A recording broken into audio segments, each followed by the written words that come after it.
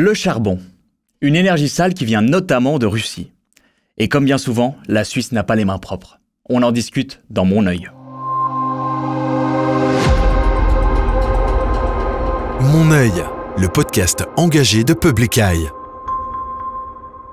Je m'appelle Damian Vega et aujourd'hui on s'intéresse aux grands producteurs russes de charbon installés en Suisse. Quels sont leurs liens avec le régime de Poutine et comment la Suisse applique-t-elle les sanctions à l'égard de la Russie dans ce secteur très controversé? On en parle avec Adria Budry-Carbo. Bonjour. Bonjour. Adria, tu es enquêteur matières premières chez Public Eye et c'est trop beau pour ne pas être dit. Tu es littéralement Monsieur Charbon puisque ton nom traduit du catalan, ça veut dire charbon. Tu signes surtout une enquête avec Agathe Duparc, Robin Moret et Robert Bachmann sur ce secteur très sensible du charbon. J'aimerais commencer en t'emmenant dans un endroit, on va dire, relativement peu exotique, c'est à Zug. C'est la Barerstrasse, qui ressemble à beaucoup de rues suisses dans laquelle il y a des commerces, des restaurants. Il se passe quoi dans cette rue, Adria ? Il se passe beaucoup de choses, pas uniquement sur les matières premières d'ailleurs, mais il y a notamment Glencore qui tient pas loin son assemblée générale, le plus gros exportateur de charbon au monde. Et puis ce qu'on sait moins, c'est qu'il y a toute une série d'acteurs qui viennent notamment de Russie, qui se sont implantés là-bas pour faire du commerce de charbon. Donc c'est des très très grandes sociétés comme Sweck, comme Mechel, etc. qui produisent jusqu'à 225 millions de tonnes de charbon par année. Elles sont détenues par qui ces sociétés? Des oligarques à nouveau? Des oligarques. Alors on a Monsieur Melnichenko par exemple qui est un résident suisse qui est bien connu ici parce qu'il est notamment déjà sous sanction. On a des Roman Abramovich, des députés de la Douma et puis aussi même la petite cousine de Vladimir Poutine. Et pourquoi Zug du coup? Zug, c'est parce que généralement on paye peu d'impôts à Zug. Ces sociétés aussi ont finalement peu confiance dans leur économie et la monnaie nationale, le rouble. Et puis aussi, elles cherchent à s'approcher des banques européennes qui financent encore le commerce de charbon. Dans votre enquête, vous vous intéressez de près à ce que vous appelez la Coal Valley, ou vallée du charbon. Elle se situerait entre Zug, Genève et Lugano. Donc ces sociétés, elles ne sont pas venues juste pour la tranquillité et la stabilité de l'État suisse. Elles sont venues pour des raisons fiscales, c'est ça, si je comprends bien. Oui, c'est ça. Et puis la spécificité de Zug, c'est justement que elle s'est vraiment spécialisée sur ces charbonniers russes. Comment vous avez fait pour enquêter sur ces sociétés ? Alors, la première étape, elle est très quantitative. On a procédé à ce qu'on appelle un scrapping. Donc, en fait, on va aspirer les données des 23 registres du commerce. On avait toute une série de mots-clés dans les 3 langues nationales. Donc, un registre du commerce par canton. Exactement. Et puis, donc, avec charbon, lignite, carbone, coal. Et puis, et ensuite, on a obtenu une première liste avec évidemment un certain nombre de faux positifs et on a commencé à épurer pour avoir uniquement les sociétés qui faisaient soit du négoce de charbon, soit qui prestaient des services financiers pour son commerce. Et du coup, ça donne quoi? Combien de sociétés? Alors, on en a 240. Ok. 240 sociétés en Suisse sont actives de manière directe ou indirecte dans le commerce du charbon. Et elles sont liées au régime de Vladimir Poutine d'une certaine façon? Alors sur les 240, il y a un peu de tout. Donc il y a le côté russe. On a mis le focus maintenant sur l'angle russe. Mais il y a aussi des Indiens, il y a aussi des Tchèques, des sociétés suisses, des banques qui leur prêtent de l'argent. C'est tout un écosystème qui cohabite en Suisse. Et c'est étonnant parce que la dernière mine de charbon a été fermée juste après la Deuxième Guerre mondiale. Et en fait, à partir des années 2000, il y a cette resurgence du charbon qui n'est pas très importé en Suisse, mais qui en fait a un rôle très très central. La Suisse a un rôle très très central dans le négoce de charbon mondial. Je vois que tu es en train de brandir toi-même le morceau de charbon que tu as amené. C'est quoi ce morceau de charbon? Alors, c'est un morceau de charbon pour lequel je dois donner merci à un professeur de minéralogie de l'Université de Genève. Parce qu'évidemment, comme il n'est pas importé ici, pratiquement, c'est pas forcément évident d'en trouver.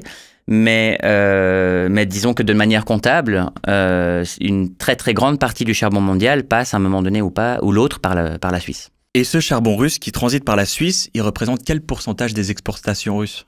Alors justement, on a fait le calcul pour cette enquête-là, puis on est parvenu à déterminer que 75% du charbon russe exporté, il est négocié depuis la Suisse, et en particulier depuis le nord-est de la Suisse. Donc c'est pas du tout anecdotique, on parle vraiment de 3/4 des exportations. C'est un rouage essentiel dans la mécanique exportatrice du Kremlin, et puis aussi ce qui finance son effort de guerre en Ukraine. On l'a encore peu évoqué, mais le charbon, c'est aussi une énergie extrêmement sale. En termes climatiques, c'est une des pires. C'est clairement la pire. Il n'y a pas photo. Le charbon, c'est responsable de pratiquement la moitié des émissions de CO2 dans le monde. Et puis c'est la cause aussi de la croissance de ces émissions de CO2 parce qu'on consomme de plus en plus de charbon. Ok, donc c'est pas une énergie qui appartient au passé. On a souvent cette image que ça appartient à la révolution industrielle. Non, c'est très actuel. Exactement. Ouais, on a tendance à voir vraiment des enfants couverts de suie dans les rues de Londres quand on pense au charbon. Alors qu'en fait, c'est très actuel. On n'a jamais consommé autant de charbon qu'en 2021. On a passé les 8 000 milliards de tonnes au niveau mondial. Et c'est parti pour continuer, en fait, de cette manière. À titre d'exemple, les 226 millions de tonnes produites par les Russes qui sont basés en Suisse, ça équivaut à 3,5 fois ce que faisait la Grande-Bretagne victorienne, donc celle de la révolution industrielle. Il y a eu un embargo sur le charbon russe qui a été décrété fin avril. Est-ce que ça a changé un petit peu la donne au niveau de ces sociétés? Est-ce qu'il y a eu du mouvement dans ces registres du commerce que tu décrivais tout à l'heure? Alors depuis fin avril, effectivement, ces sociétés peuvent plus faire de nouveaux contrats, et puis elles ont jusqu'à fin août pour les terminer totalement. Donc moi je suis allé sur place, et puis on voit que certaines vitrines sont éteintes, il n'y a pas l'air d'avoir beaucoup d'activité, d'autres c'était purement des boîtes aux lettres ou guère plus. L'activité a diminué, mais quand on pose la question à Zug, on ne nous dit pas de procédure de mise en faillite. Oui. Du côté du SECO, on nous dit bon, c'est des groupes diversifiés, ils ne sont pas forcément uniquement russes, pourquoi vous dites ça? Donc ça change un petit peu avec la manière dont ils se présentaient. C'est un peu la grande question. Est-ce qu'ils vont quand même tenter de continuer leur activité à Zug? Dans votre enquête, vous brossez le portrait du coup de ce secteur économique du charbon russe et vous en parlez vraiment comme d'un véritable Far West. Pourquoi ? Parce qu'on n'a pas l'impression qu'il y a des lois, en tout cas, qui régissent ce secteur. Et puis surtout parce qu'il y a des ascensions absolument fulgurantes d'hommes d'affaires partis de rien, comme ils disent, mais surtout de secteurs qui n'ont rien à voir avec le charbon. Tout d'un coup, ils ont accès à d'énormes crédits pour acheter des mines. Ils produisent des millions de tonnes par année. Et puis parfois, il y a des chutes absolument brutales. Quand il y a un accident minier, M. Poutine a besoin de donner des gages à la population, donc il décide d'en mettre un en prison. Ou alors après une brouille entre actionnaires, on peut retrouver l'un de ses propriétaires avec une balle dans la tête dans un hôtel de Moscou. Et ça se déroule au début des années 2000 avec l'ascension de Poutine aussi? Les ascensions fulgurantes, c'est effectivement ça, début des années 2000. Ce qui correspond aussi avec l'implantation de ces sociétés en Suisse. Donc là, il y a un lien quand même assez direct entre l'internalisation du secteur et puis sa financiarisation et la possibilité d'utiliser la place financière suisse. Et dans votre enquête, vous mettez à jour il y a quelques tours de passe-passe qui sont faites par ces sociétés tout de même. Ouais, il y a 2 ou 3 éléments assez préoccupants, notamment autour des propriétaires de SWEC. Donc c'est Monsieur Melnichenko, à la base, Andrei Melnichenko. On allait en parler d'ailleurs. Un proche de Poutine, oui. Qui, la veille des sanctions, transfère les parts de sa société à sa femme, Alexandra Melnichenko, qu'on voit ici à l'écran. Donc SWEC, je précise, c'est la Société d'énergie et de charbon de Sibérie, un poids lourd du secteur. Le plus gros producteur de charbon de Russie, qui rivalise avec Glencore en termes de chiffres. C'est 100 millions de tonnes de charbon par année pour SWEC. Donc tout d'un coup, c'est Madame Alexandra Melnichenko qui devient la propriétaire de SWEC. On pose la question au SECO, il nous dit, il n'y a pas de problème. Madame n'est pas sanctionnée et ne vous en faites pas, on va contrôler qu'elle ne transfère pas les ressources obtenues via SWEC à son mari. On leur a quand même demandé comment. Est-ce que le SECO va contrôler Ça, c'est une bonne question, justement. Est-ce que le SECO est assez équipé pour justement faire ce travail pour s'assurer que les sanctions soient bien mises en œuvre? Alors, ils disent qu'ils travaillent nuit et jour et qu'il faut leur faire confiance. Ils veulent pas de ressources supplémentaires et ils vont aller contrôler dans l'intimité de monsieur et madame Melnichenko que madame ne transfère pas à monsieur. D'accord. Sauf que au lendemain de cette conversation qu'on a eue avec eux, madame Melnichenko a été placée sous sanction également par l'Union européenne. La Suisse a été forcée de suivre et ce problème ne va a priori plus se poser. On peut s'attendre à ce qu'il passe du coup l'administration de la société à encore quelqu'un d'autre? C'est un peu effectivement le risque. Et puis l'attitude des autorités suisses, elle est assez préoccupante parce que dans un premier temps, solidarité avec le reste de la communauté internationale, on prend les sanctions. Et puis maintenant, on dirait que les intérêts de la place financière commence à reprendre le dessus. Et puis petit à petit, il y a toutes ces espèces de niches réglementaires qu'on découvre petit à petit, qui permettent justement à ces oligarques d'échapper aux sanctions. Si on sort spécifiquement du cas du charbon, le pétrole aussi va faire l'objet d'un embargo européen. Est-ce qu'on observe les mêmes dynamiques à l'œuvre? Le pétrole, c'est encore plus compliqué que le charbon. Parce que c'est encore plus important en termes économiques aussi. C'est encore plus important et puis surtout c'est très fongible. Donc en fait on peut mélanger le pétrole à du pétrole qui provient d'autres pays. On peut le raffiner et puis on peut donc semer vraiment le doute sur l'origine. C'est extrêmement difficile de déterminer en faisant des études scientifiques d'où vient un pétrole. D'accord, il n'y a pas de traçabilité quand on va à la pompe, on ne sait pas d'où le pétrole vient spécifiquement. Non, en tout cas pas à travers justement un prélèvement, ça va être extrêmement compliqué. Et il y a déjà toute une série de mesures qui sont mises en place par certains négociants peu scrupuleux pour justement cacher l'origine russe du pétrole. Ils peuvent le mélanger, ils peuvent mettre des sociétés intermédiaires qui vont s'en occuper, etc. Nous, ce qu'on constate, c'est que les grands groupes ont arrêté, du moins officiellement, de faire du pétrole russe et que ce marché-là passe progressivement chez des plus petits négociants de niche qui se spécialisent dans ce pétrole russe. D'accord, donc il y a pas mal de mouvements juridiques notamment.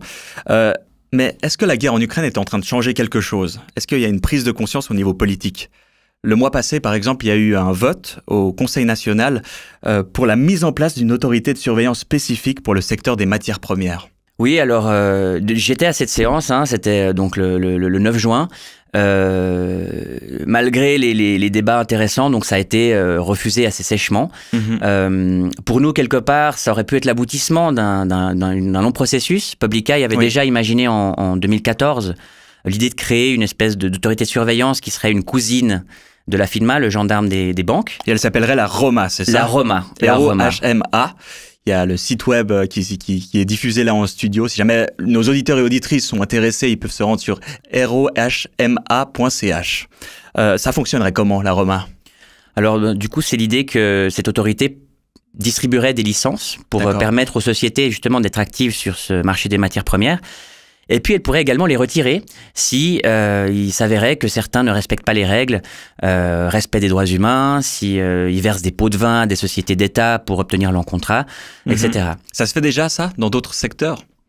La FINMA a la possibilité de retirer des licences bancaires. Donc, dans le secteur financier? Dans le secteur financier. On a vraiment, donc à l'époque, la décision c'était de créer une cousine, donc de reprendre beaucoup d'éléments qui existent déjà chez la FINMA, mais de le transposer de manière très spécifique au secteur des matières premières. On avait été assez loin en nommant un conseil d'administration et en mettant des fausses offres d'emploi dans différentes publications en Suisse. Et les gens nous avaient pris tellement au sérieux que certaines personnes avaient postulé à ces offres d'emploi. Ouais, on a une image qui passe en studio et je reconnais quelques visages connus de Public Eye. Tu l'as dit, ça a été refusé au Parlement, cette proposition d'établir une organisation qui régule ce secteur. C'est quoi les arguments qui sont mis en avant pour justement refuser cette proposition? Alors, il y a une partie de la classe politique qui estime que le travail est déjà fait avec la FINMA. Donc, plus que les banques octroient des crédits aux négociants de matières premières. Donc, indirectement, les banques régulent ce secteur. Exactement. C'est elles qui font le contrôle. OK. Quand on pose la question aux compliance officers bancaires, c'est pas tout à fait le cas. Ils nous disent, écoutez, moi, c'est pas mon métier. Je leur fais confiance. De toute façon, j'ai aucun moyen de savoir si le prix du baril de pétrole dans tel endroit, il vaut tant ou alors quelques centimes en moins. Et dans ce secteur, c'est quelques centimes qui permettent de cacher des éventuelles commissions. Et à part la ROMA, est-ce qu'il y a quelque chose d'autre que Public Eye revendique dans le secteur des matières premières? Alors, pour le cas de la Russie, par exemple, avec ces oligarques qui sont propriétaires de ces sociétés, il y a à nouveau cette question de la transparence des véritables propriétaires des sociétés qui refait surface. C'est souvent des sociétés anonymes et c'est dans le nom. On ne connaît pas les propriétaires de ces sociétés, sinon les administrateurs. Exactement. Et à quelques exceptions près, on connaît pas, effectivement, on connaît pas leurs identités. Donc, c'est des gentils avocats suisses, des gentils fiduciaires qui acceptent de vouloir administrer et d'être le visage de ces sociétés, du moins vis-à-vis du registre du commerce. Et on voit que depuis la mise en place des sanctions suite à l'invasion de l'Ukraine, il y a de plus en plus de mouvements. Et alors les quelques citoyens russes qui restaient, ils disparaissent et puis ils sont remplacés par de gentils avocats de la place zougoise ou genevoise. Merci beaucoup Adrien Budry-Carbeau pour ces éclairages sur le secteur du charbon russe. Merci à toi. Et merci à vous pour votre écoute. On vous invite à vous abonner sur la plateforme audio de votre choix ou sur YouTube. C'était Mon œil, le podcast engagé de l'ONG Public Eye qui regarde là où les multinationales voudraient qu'on détourne leur regard. À bientôt. Mon œil, le podcast engagé de Public Eye.